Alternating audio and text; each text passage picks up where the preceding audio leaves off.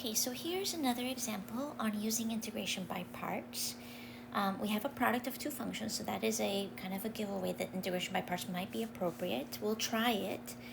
And let's recall our integration by parts formula, which is the integral of u dv is equal to u times v minus the integral of v times du. So we've got to figure out how to assign u and dv from the integral that we have so that we can find du and v. Okay, so let's start with, remember that we're going to be using that acronym LIATE to help us choose u. And so our first question to ask ourselves is, do we have a logarithmic function? We do not.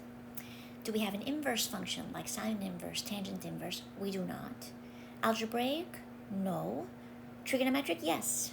So we have a trig function, that's cosine x. I'm going to let u be cosine x, which means that dv will be everything else in the integrand, e to the x dx. Now, you could try switching u and dv here because we know how to find the antiderivative of cosine and the antiderivative of e to the x. You could try and see where that goes, just to think about why the acronym might be helpful, and sometimes maybe it's not necessary. But I'm going to go ahead and use it this way. And of course, we need the other two parts. We need du, the differential du, and we need v. To obtain the differential du, we're going to take the derivative of cosine, which is negative sine x dx. And to obtain v, we'll take the antiderivative of e to the x, which is just e to the x. Okay, so let's get back to setting this up. So on the left side, I always like to write the integral that we have. So we have the integral of e to the x cosine x dx. And using integration by parts, that's going to be equal to u times v, which is e to the x times cosine x, minus the integral of v times du. So here's du and here's v. Since du has a negative, this is going to become a plus e to the x sine x dx. Okay, this is where we compare the complexity of the integral that we have on the right with the integral that we have on the left, and they actually look very similar. We have an exponential times trigonometric, exponential times trigonometric. So it doesn't look very good, but we could try doing integration by parts again here and see where that leads us. Of course, if we're in a cycle, I'll let you know, but we should try it anyway because we can do integration by parts again. And these kinds of problems arise here and there, and they're treated in a very similar way. So I wanted to give this as an example of kind of problem that comes up quite a bit. So let's go ahead and we'll do integration by parts on this integral on the right-hand side. So we're going to pick our u and pick our dv. And we know we don't have a log function, inverse, or algebraic, but we do have a trigonometric.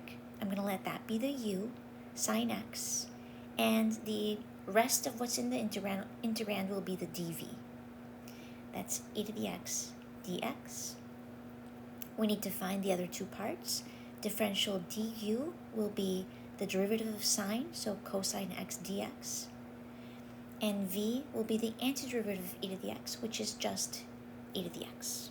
All right, so let's continue our setup using our second integration by parts. So we have e to the x times cosine of x plus u times v, so that's going to be e to the x times sine x, minus the integral of v du, which is e to the x cosine x dx.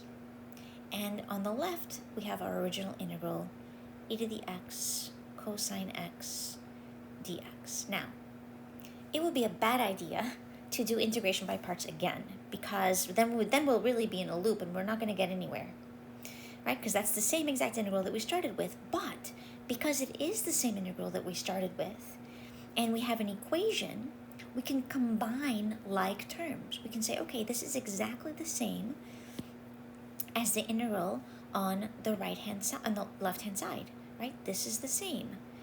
On the right side, I have a negative. On the left, I have a positive. Well, I can add this integral to both sides to combine them together. So I'm going to add the integral of e to the x cosine x dx to both sides of this equation. I'm going to add it here also, so that on the left side now, we have two of the integrals that I want. Right? So now we have, choosing a color here, nothing. Two of these, two of the integral e to the x cosine x dx, since I added them to each other.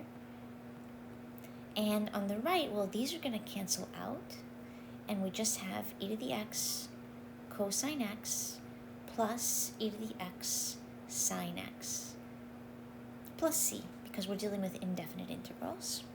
Finally, we have one more step. Since I have two of the integrals that I want on the left side, I'm going to divide everything by 2 so I can get the one integral that I'm interested in. And notice that if I divide this constant by 2, it'll still be a constant, so I'm just still going to represent it by just c. So finally, on the left, we have the integral that we want, the integral of e to the x cosine x dx. And on the right side, we have e to the x cosine x divided by 2 plus e to the x sine x divided by 2. I can just combine these and put all of this over 2, plus our constant c, and we're done. So in this example, we saw that we obtained the same integral on the right side as we had on the left, so that we could combine like terms and solve for our original integral.